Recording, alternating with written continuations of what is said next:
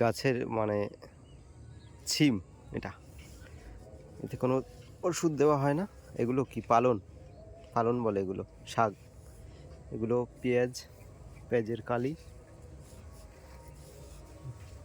আমাদের ক্ষেতের অরিজিনাল একদম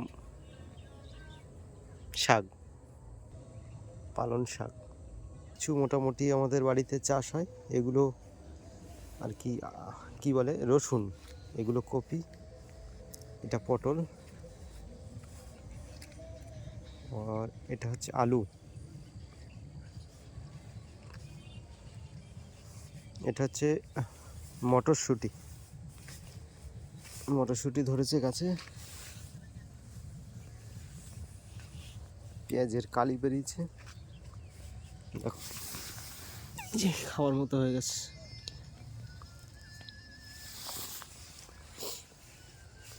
তারপরে আরও স্পেশাল জিনিস দেখাবো, এটা গাজর, আর এটা হলো ধনিয়া পাতা, এগুলো আমি চাষ করেছি। দেখো আমার ভাই দাঁড়িয়ে আছে, হ্যাঁ হ্যালো